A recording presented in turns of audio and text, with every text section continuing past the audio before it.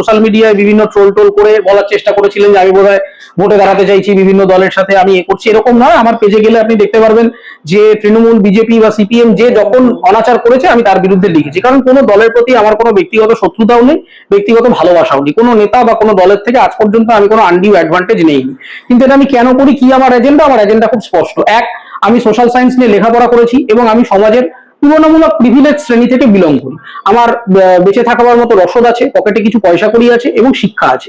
আমি মনে করি যে এই যে সুবিধাটা আমি সামাজিকভাবে পেয়েছি, এটা একটা সদ্ব্যবহার করা উচিত। আমার এই সোশ্যাল মিডিয়া চ্যানেল বা কাগজে লেখালেখি যে ক্ষমতা আমি পেয়েছি, মিডিয়ার ক্ষমতা যেটা আমি পেয়েছি, সেই ক্ষমতাটার মাধ্যম দিয়ে আমি যতটুকু জানি সেটা আর পাঁচটা মানুষকে জানানোটা আমার নাগরিক দায়বদ্ধতা বলে আমি মনে করি। একটা সময় যখন আমি প্রথম বলা শুরু করেছিলাম তখন বিভিন্ন রাজনৈতিক দল থেকে আমাকে বলা হয়েছিল যে আমার কোনো রাজনৈতিক অ্যাম্বিশন আছে কিনা, কিন্তু পরবর্তী দিন তারা যখন জানতে পারেন যে আমার কেরিয়ার অবজেক্টিভটা জুডিশিয়ারির দিকে যাওয়া, তারপর থেকে কিন্তু সত্যি আর কোনো মানে সে তৃণমূল বলুন, বিজেপি বলুন বা অন্য কোনো দল বলুন, তারা সরাসরি ভোটের টিকিটের জন্য কোনো যোগাযোগ করা বা ইত্যাদি করেননি। এবং আজকেও আপনি যদি দেখেন যে আমার পোস্টটা কিন্তু বহু তৃণমূলের বড় লিডাররাও শেয়ার করেছেন, বিজেপি লিডাররাও শেয়ার করেছেন, কারণ আমি যে সমস্যার সম্মুখীন হচ্ছি এটা কিন্তু একজন তৃণমূল সমর্থকও সম্মুখীন হবেন, একজন বিজেপি সমর্থকও সম্মুখীন হবেন। ফলে নির্দিষ্ট কোনো দলের হয়ে ভোটে দাঁড়ানোটা এই মুহূর্তে, ইন কামিং ফিউচার আমার এজেন্ডা নয়।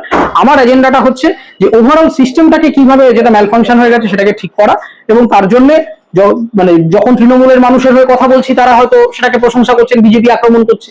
আবার যখন বিজেপি ভেজ প্যাটিস বিক্রেতাকে, চিকেন প্যাটিস বিক্রেতাকে পিটিয়েছিলেন, আমি সরাসরি তাদের এই আচরণের বিরুদ্ধে কথা বলেছিলাম, সেই নিয়ে আবার তাদের কিছু আইটি সেল আক্রমণ করেছে। তো এই আমি যেটাকে ঠিক মনে করি, আমার কারোর কাছে কোনো কম্পালশন নেই এবং আমার কারোর কাছে কোনো ঠেকাও দেওয়া নেই যে আমাকে তার হয়ে কথা বলতে হবে। আমি কারোর থেকে কোনো 1 টাকা ট্রানজাকশন নেই, আমার কোনো রকম কাগজে কোনো জালিয়াতি নেই, এবং আমি চাকরি ব্যবসা যেখানে যা যা করেছি প্রতিটি কাগজ সৎ। এবং সন্তোষ মিত্র স্কোয়ার যেটা নিয়ে গত বছর একটা বিরাট হয়ে গেল যে আমার একদম বিজেপির টিকিট কনফার্ম, আমি কিন্তু সেইটাও, যে টাকাটা নিয়েছি সেটা আমি আমার ব্যাংকিং এর মাধ্যম দিয়ে নিয়েছি এবং আমি আমার ট্যাক্স জমা করেছি আমার ইনকাম ট্যাক্সের মধ্যে। তো সেই জায়গায় দাঁড়িয়ে কোনো দল থেকেই আমাকে কোনো কম্পালশন করা হয়নি বা ফোন করে কোনো হুমকিও দেওয়া হয়নি। একটা সময় শাসক দল তৃণমূল কংগ্রেসের পক্ষ থেকে এলাকায় একটু লম্ফজম্প করছিল ঠিকই, কিন্তু আমি যখন আইনি পথে সেটা করলাম এবং লড়াইটা করবার পরে তারা যখন বুঝলো এবং সেই লড়াইতে আমি জিতলাম আইনি ভাবে। আমাকে কিন্তু আমার বাড়িতে যখন কিছু মস্তান হামলা করেছিল তখন আমি কিন্তু এলাকার বিধায়ক বা কোনো কাউন্সিলর কাউকে ফোন করে বলিনি যে স্যার আমাকে বাঁচান। আমি প্রথম গেছিলাম থানায় এফআইআর করতে এবং তারপর আদালত প্রক্রিয়ার মাধ্যম দিয়ে যা করার সেটা করে আমি মামলাটা জয়লাভ করেছি। তো সেই জায়গায় দাঁড়িয়ে আমি যেহেতু কারোর থেকে কোনো সাহায্য নেই, ফলে আমার কাউকে ফিরিয়ে দেওয়ার কিছু নেই। আমার সামনে যেটা মনে হচ্ছে যে এই লোকটা অন্যায় করছেন, আমি যদি মনে করি যেটা অন্যায় আমি বলছি। যদি তাকে মনে হয় যে কাজটা ভালো হচ্ছে, আমার প্রোফাইলে আপনি দেখতে পাবেন সরকারি স্বাস্থ্য ব্যবস্থার অনেক ভালো আবিষ্কার আমার প্রোফাইলে রয়েছে। আবার এই স্বাস্থ্য ব্যবস্থা যখন লিফটে বন্ধ হয়ে কেউ মারা যাচ্ছে আমি সেটা সমালোচনা করছি। তো যেটা ঠিক সেটা ঠিক, যেটা ভুল সেটা ভুল।